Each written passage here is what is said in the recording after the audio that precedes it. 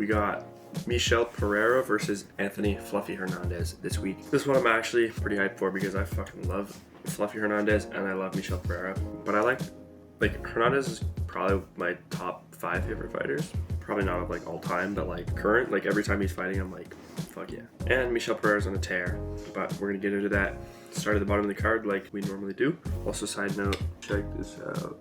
Good as fuck. Pay attention for this fight specifically. Austin Lane versus Robelis de Spain. Look at the odds. Minus 380 for Robelis de Spain. I think that's fucking like, okay. Austin Lane. I don't think he has a win in the UFC. Loses to Greg Hardy on the Contender Series, comes back on the Contender Series, knocks out Richard Jacoby. Then has a no contest with Justin Tafa because of the eye poke. Then gets knocked out by Justin Tafa, but Tafa is nice on the feet. Then fights undefeated Jonathan Deniz and did pretty decent until he got knocked out. Now, Robelis de Spain is a knockout artist, but this motherfucker knocked out Josh Parisian, bro.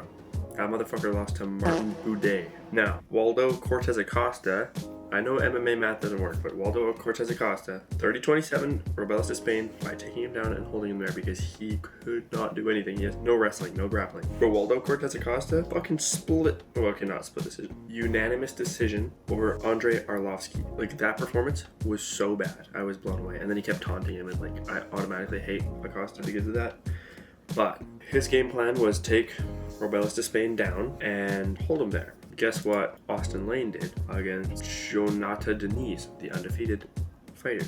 He stood on the feet for a little bit, then he shot a takedown, took him down, held him there, got some shots in for the whole round, and that guy could not get up. Robelis de Spain can't fucking get up either, unless he's gotten significantly better. But minus 380, plus 300 for Austin Lane. I'm taking Austin Lane to win that. I understand Robelis de Spain can win by knockout. That's a possibility because Austin Lane's been knocked out multiple times. Minus 380 is ridiculous, and I think Austin Lane, after seeing Robelis' last fight, he's gonna stay on the feet, shoot a takedown. If he gets it, he's gonna win the round. If he rinses and repeats that, he's either gonna get a ground and pound win or a decision win, or Robelis de Spain somehow catches him. But I'm definitely taking Austin Lane, especially with those odds. I think that's crazy. Next fight, Melissa Martinez versus Alice Ardelayan. I don't know either of these chicks, to be honest. I searched them up. She's okay. She looks hella skinny, I'm gonna lie, compared to this chick. But probably safe bet if you're betting is like go the distance, but the odds are probably crazy for going the distance. Anyways, next fight. Jessica Penne versus Elise Reed. Based on Jessica Penne's her history, I'm gonna take her Elise Reed record. She got subbed by Lupe Godinez, which is fair because she's pretty good. Jinyu Fry, unanimous decision win. I think I remember watching that and I thought it was a lot closer, but obviously the stats say otherwise besides the takedown. I have not been impressed by Elise Reed, so I'm gonna go with Jessica Penne. This chick got punched in the boob last time and just like fell to the floor and gave up. I know that shit hurts, probably, but anyways, Jocelyn Edwards, pretty sure she's nice on the feet. I don't know if the odds should be that crazy, but I'm gonna go Jocelyn Edwards on this one. Now, Brad Katona versus Jean Matsumoto. So, Jean Matsumoto, 15-0. He's nice, but he's minus 250 against Brad Katona. I think he'll win. He probably will win. I don't know if he's gonna be able to finish Brad Katona. Maybe he hops on a quick submission like he did in his last fight. Brad Katona is hard to put away. Beat Cody Gibson, that one was crazy. Lost to Garrett Armfield, beat Jesse Butler. I don't know if this guy's takedown defense is crazy at all, but point is, I could see Brad Katona winning a decision here, or Matsumoto like a money line. Probably decision, maybe submission if he sneaks that in, but I'll probably go John Matsumoto, but I do think Brad Katona has a chance here, especially for a decision win. Mateusz Nicolau versus Asu Albumayev. From what I've seen recently, I think Asu Albumayev takes this pretty easily. He's only minus 192, so if you're gambling, you could hammer the money line. Mateusz Nicolau in his last one got like knocked out pretty bad against Alex Perez. Asu Albumayev probably just wrestle fuck him to a decision, 30-27. He goes for the submission too, so he could sneak that in. So I would like if you want to pull that prop pick, submission or decision for Asu Albumayev, probably.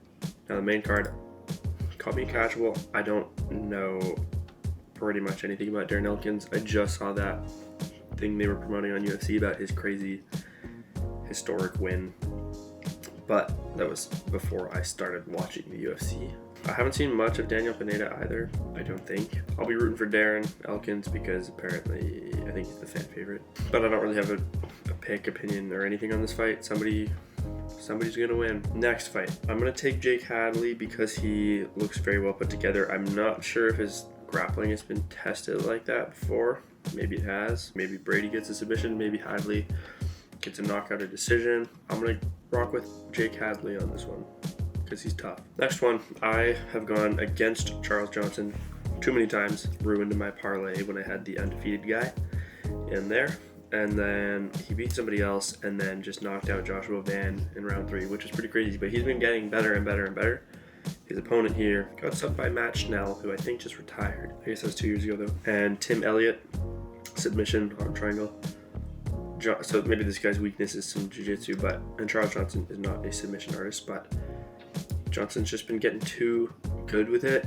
He's kind of like a Brandon Royval where he throws a lot of volume, but he's kind of unorthodox and takedown defense is decent, and he can just kind of, get people off and whatever. But I'm going Charles Johnson, probably decision, maybe knockout. This one is another exciting one, probably. Kyler Phillips beat Pedro Munoz, beat him pretty good at UFC 299. He's nice with it. He's 29 years old. Rob Font on a 2-fight losing streak, but he lost to Davison Figueiredo and Corey Sandhagen. Oh, I remember that Corey Sandhagen fight now. Corey had like an injured arm or something, so he couldn't like get the finish, but he beat Rob Font bad. And then Davison Figueiredo, that good as well, so he fought Rob Font, beat him. Rob Font, before those 2 fights, he knocked out Adrian Yanez, which is pretty good, pretty solid win, and it was like a good knockout. So the reason that's crazy is minus 440 for Kyler Phillips. I think he'll probably win. I don't think he has any finishing potential, especially someone as tough as Rob Font. So I think Kyler Phillips by decision is like the play. I think that's going to happen unless somehow he gets caught. But the thing is, his movement and everything was so good against Pedro Munoz, who is very good. I don't think he's going to get caught. I think he'll just win a decision. But Rob Font is live for being plus 340. Not a bad play if you're betting to throw a couple bucks on a knockout or something. But I do think Kyler Phillips by decision. Maybe knockout, but probably by decision is the move. Now, the main event. I'm actually very excited for this one. Like I said, Fluffy Hernandez is one of my favorite fighters probably to watch because his style, he's not a boring wrestler where he picks him up and puts him on his back and just sits there. This guy is like hunting for the finish, like TKO submissions. Bro, he will like any submission he sees, he will like go for it. But he's not stupid where he's losing his position, so he'll abandon it if he has to, and he's just mauling people. Michel Pereira is also mauling people. This guy, when he went to middleweight, 3 like sub 1 minute finishes or something like that. So Fluffy joins the UFC Contender Series. He wins by knockout, but it says overturned, no contest. I don't know why.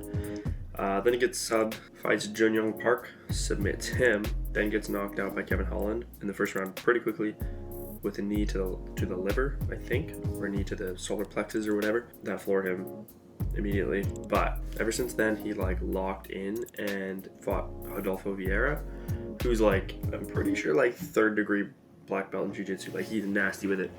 And that guy just fought Petrosian or whatever his name is. Rodolfo Vieira was like a minus almost 500 favorite over Fluffy. Fluffy Hernandez stayed alive, put the pressure on him, and ended up submitting the submission artist. So that was crazy. If you go watch that one, like Joe Rogan and them are freaking out. It was such a big upset.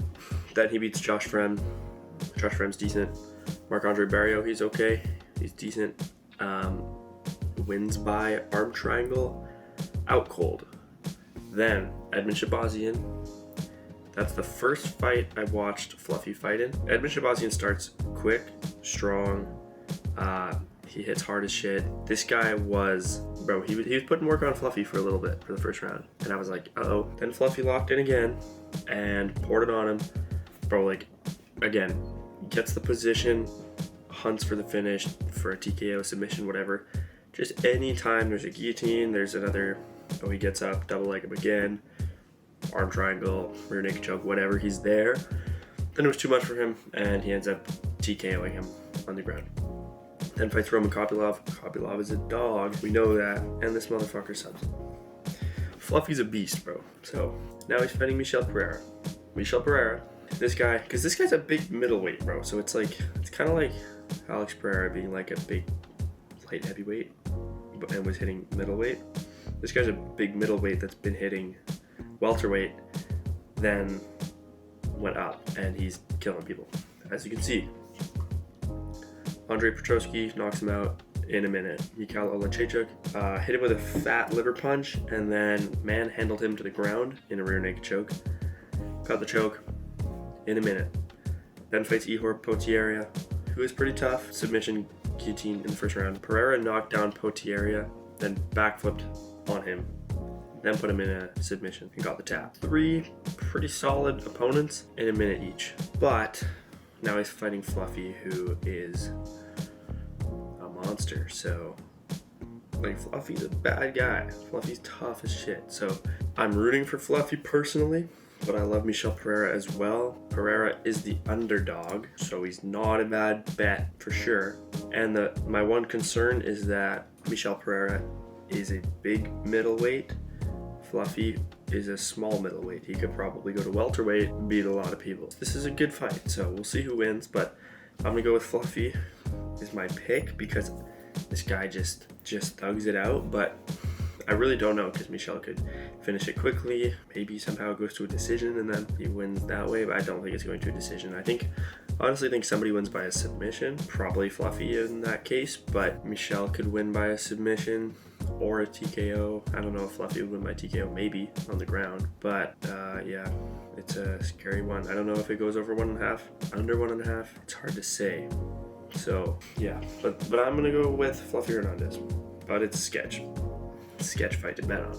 Maybe just sit back and enjoy it. Anyways, if you're making a little parlay, what I think move is, I think Asu Albumayev, submission or decision. I think, put some money on Austin Lane, bro. Plus 300 is crazy. So I don't know if he'd be a parlay piece, but I'm gonna do that because I'm a fucking degenerate. So I'm gonna go Austin Lane. Then I'm gonna go Brad Katona. There's value on him, but I'm not gonna pick him for the parlay. I'm gonna put Asu Albumayev in there. Probably just money line, but depending on what decision odds are, you could rock with that too. But he goes for submission, so he might get that. Honestly, probably submission. Let's just go money line. So Austin Lane, Asu Albumayev, Charles Johnson. Probably Kyler Phillips too, but the odds are too high. There's no value, so I'm gonna go with the 3 and maybe just do a little prop pick on the main event if you want to. I'm gonna probably put money on for Fluffy because I like him. And that's that. But let's see what happens.